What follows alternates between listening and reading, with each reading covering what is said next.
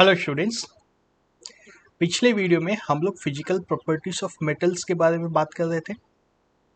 सारी प्रॉपर्टीज हम लोग देख चुके थे मेटल्स के। मेटल्स है मेटेलिक लस्टर, साइन करते हैं metals. Metals are hard, generally मजबूत होते हैं।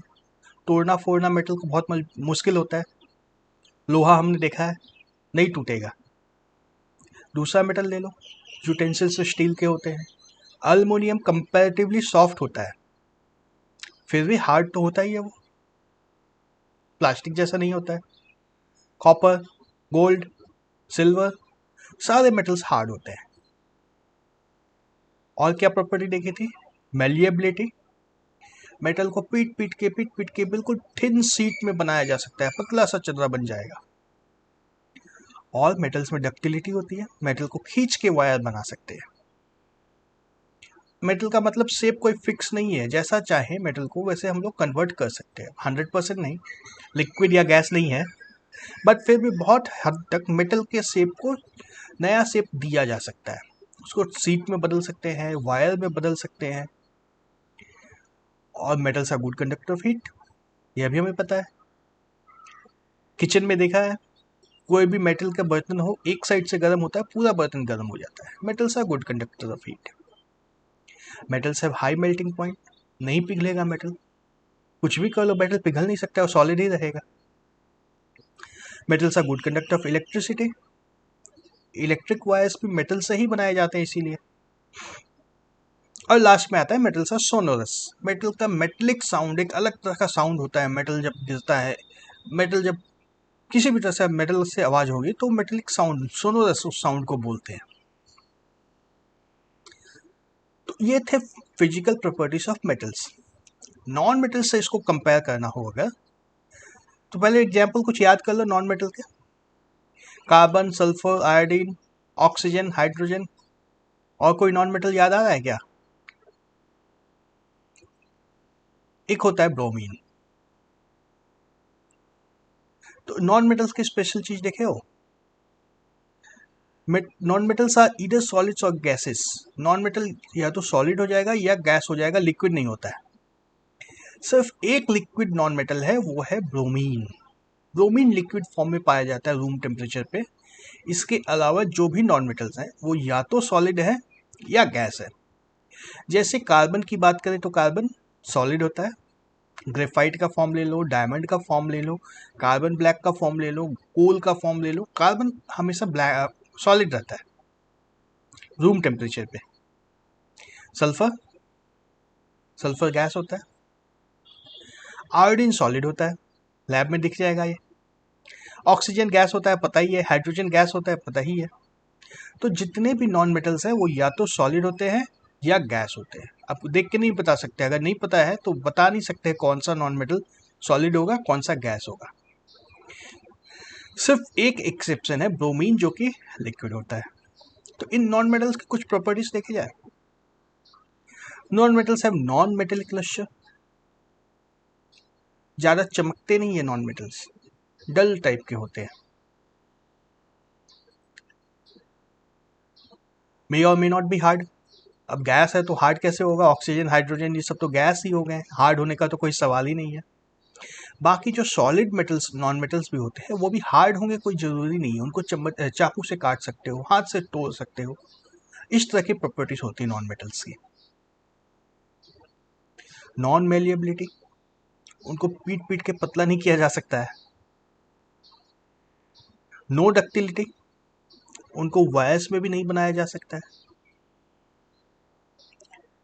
बैड कंडक्टर ऑफ हीट, अगर एक तरफ से गर्म करेंगे किसी नॉन मेटल को तो पूरा का पूरा नॉन मेटल गर्म नहीं होता है। एयर में भी वही है, अगर एक तरफ की एयर गर्म है तो इसका मतलब ये नहीं है कि पूरी की पूरी एयर गर्म हो जाएगी। Air is bad conductor of heat, पढ़ा है हमने। Melting point varies, melting point varies. अब देखो, कोई ऑक्सीजन, हाइड्रोजन, कोई तो गैस ही है रूम टेम्परेचर पे। तो पहले कभी सॉलिड होगा, इसको फ्रीज करेंगे तो पहले लिक्विड में कन्वर्ट होगा, फिर वो सॉलिड में कन्वर्ट होगा। तो मेल्टिंग पॉइंट इसका नेगेटिव में चला जाएगा। ऑक्सीजन, हाइड्रोजन, इन सब का मेल्टिंग पॉइंट नेगेटिव में चला जाएगा। वहीं का कार्बन देख लो, इसका मेल्टिंग पॉइंट बहुत ऊपर होता है। मेल्टिंग पॉइंट का कोई ठिकाना नहीं है, कभी भी कहीं भी जा सकता है ये। Bad conductors of electricity, electricity भी कंडक्ट नहीं करते। नॉन सोनरस, आवाज मेटल के जैसी आवाज नहीं निकलती, नॉन मेटल है तो मेटल की आवाज कैसे निकलेगी। तो यहाँ से हमें यह पता चल रहा है अब कि एग्जैक्टली फिजिकल प्रॉपर्टीज को देख करके क्लियरली डिसाइड कर लेना कि ये नॉन मेटल है या मेटल है, यह पॉसिबल नहीं है। फिजिकल प्रॉपर्टीज को देख करके मेटल या नॉन मेटल में क्लासिफाई कर देना कभी भी पॉसिबल नहीं है। क्यों नहीं है? इसके कुछ बहुत अच्छे अच्छे एक्सेप्शंस भी है हमारे पास। देखो कुछ exceptions. All metals except mercury exist as solid at room temperature. Metal में भी एक मर्करी है जो लिक्विड हो जाता है रूम टेम्परेचर पे। नॉन मेटल भी एक ही है जो लिक्विड होता है, वो है bromine.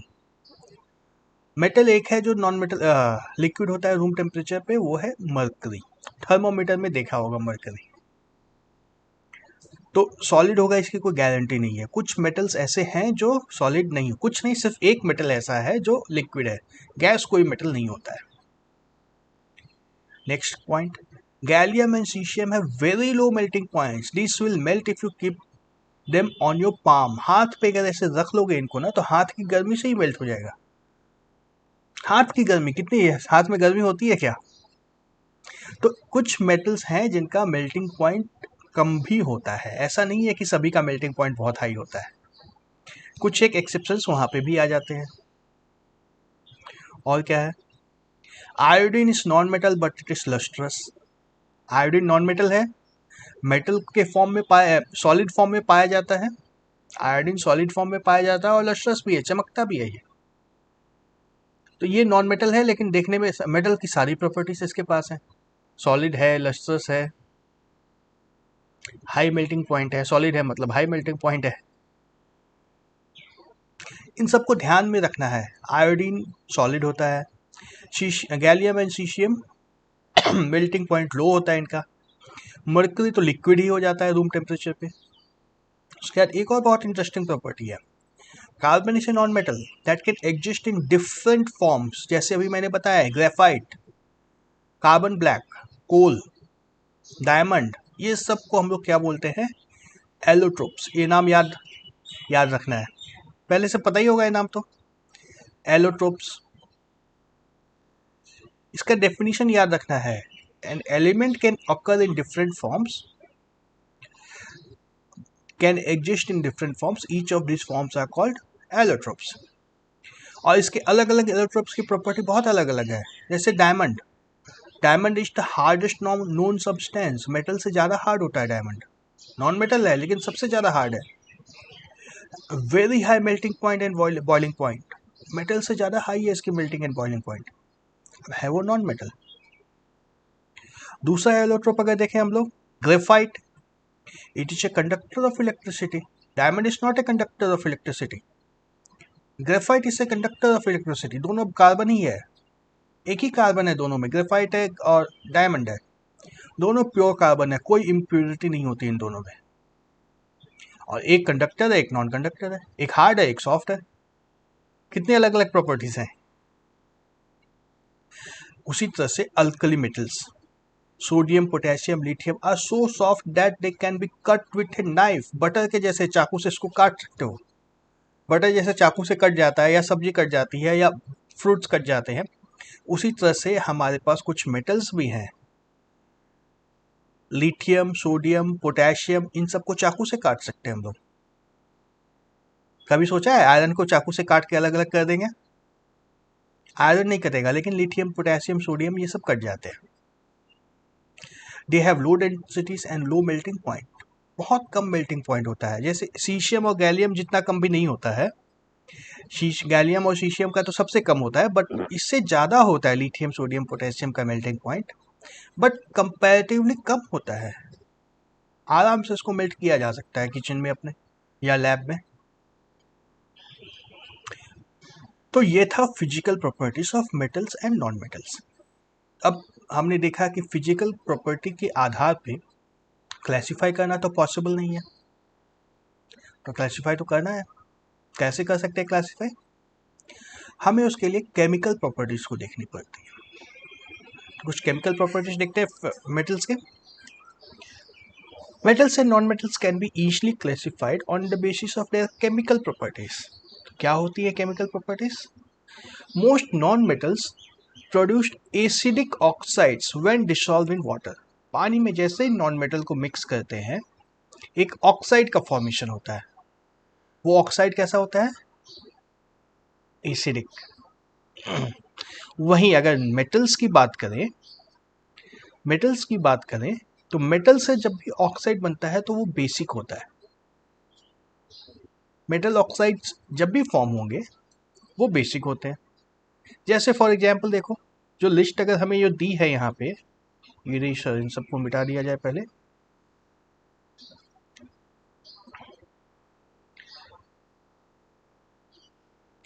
Carbon oxide CO2 acidic होता है।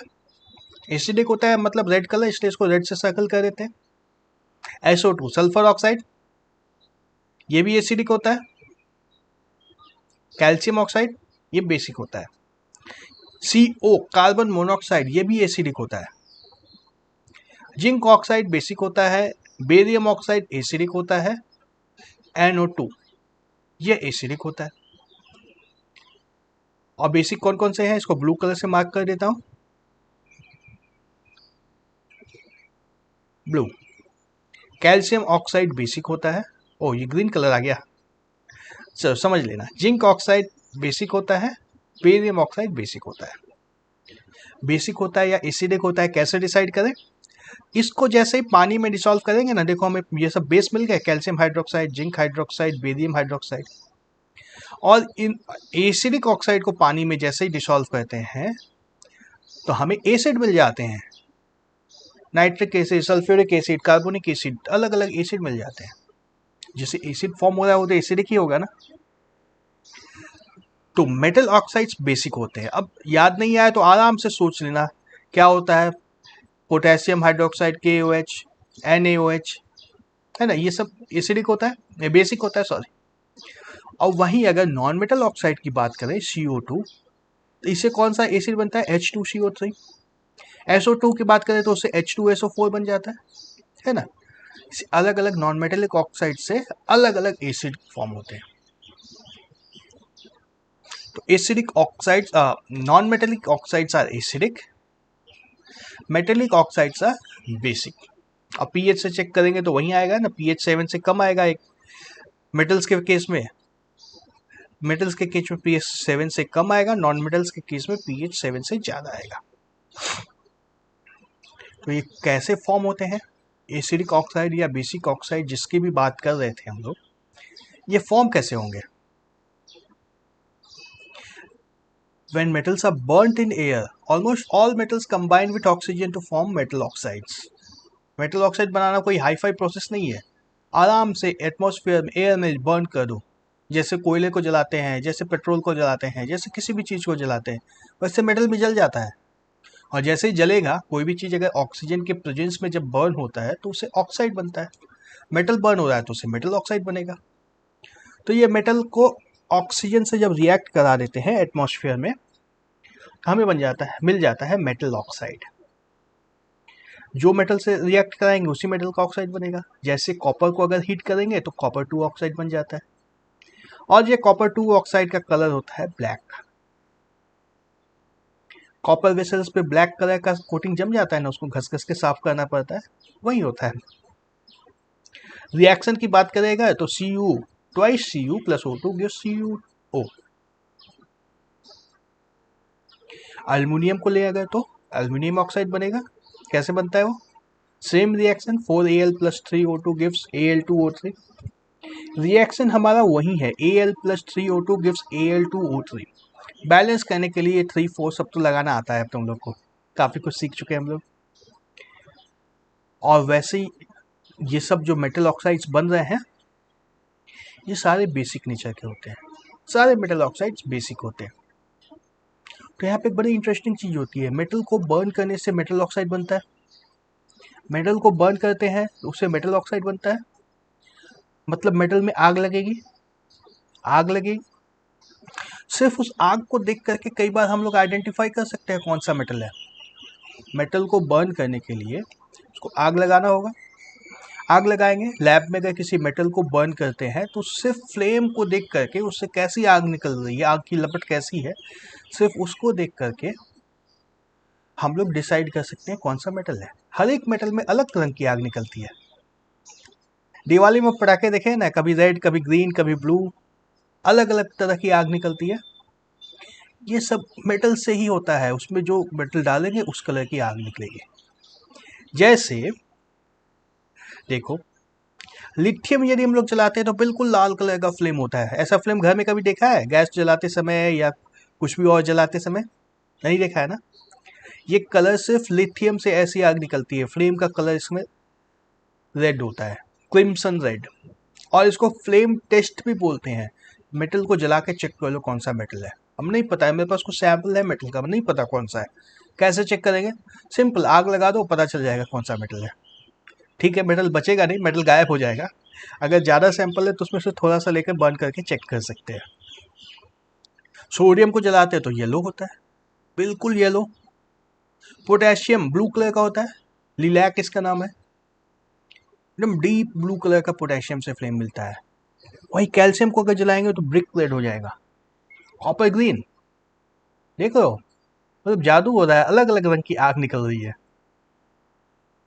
जिस मेटल को जलाएंगे उससे उस रंग का मतलब एक अलग कलर की फ्लेम निकलती है।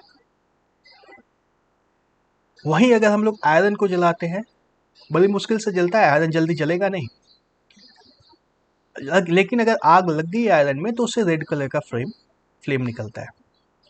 वेल्डिंग करते समय देखा होगा, आयरन से रेड कलर का फ्लेम निकलता है, वो चूंकि आयरन वहां पे जल जाता है। वहीं अल्युमिनियम और मैग्नीशियम दोनों में व्हाइट कलर की फ्लेम निकलती है। मैग्नीशियम की ज्यादा ब्राइट रहती है, एकदम व्हाइट, एकदम व्हाइट, इतना व्हाइट आप कभी नहीं देखे होगे। तो जो मेटल उस कलर का फ्लेम, और उसी से हम लोग डिसाइड कर देते हैं कौन सा मेटल है। केमिकल प्रॉपर्टी हो गई ना ये।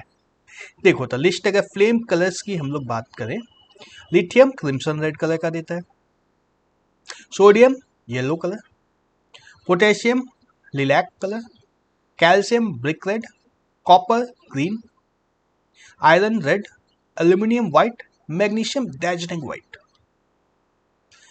जैसे जैसे मेटल चेंज होगा कलर चेंज हो जाएगा, और सिर्फ उस कलर के आधार पे, सिर्फ और सिर्फ फ्लेम के कलर के आधार पे हम लोग डिसाइड कर सकते हैं कि कौन सा मेटल है। अगर हमें जिस भी लिस्ट में पता है, अगर इस सब कलर की फ्लेम नहीं है तो ये सारे मेटल्स नहीं है। ठीक है, एक बार फिर से देख लो फ्लेम के कलर्स। लिथियम रेड, देखो रेड में भी कैल्शियम भी रेड है, लिथियम भी रेड है, लेकिन दोनों का रेड में फर्क है ना, दोनों के रेड में फर्क है। इससे हम लोग डिसाइड कर लेंगे कौन सा मेटल है। अगर देखना एक बार सीख जाओगे तो आराम से आइडेंटिफाई कर सकते हो कौन सा मेटल है। सोडियम येलो, एकदम इंटेंस येलो, पूरा येलो, इसमें कोई दूसरा फ्लेम नहीं होगा। लिलैक पोटेशियम का ब्लू, एकदम डीप ब्लू टाइप का। कैल्शियम ब्रिक रेड, ईंटे के कलर का। कॉपर तो अलग से ग्रीन दिख जाएगा, दूर से ही दिख जाएगा, ग्रीन कलर लग गया है, कॉपर है।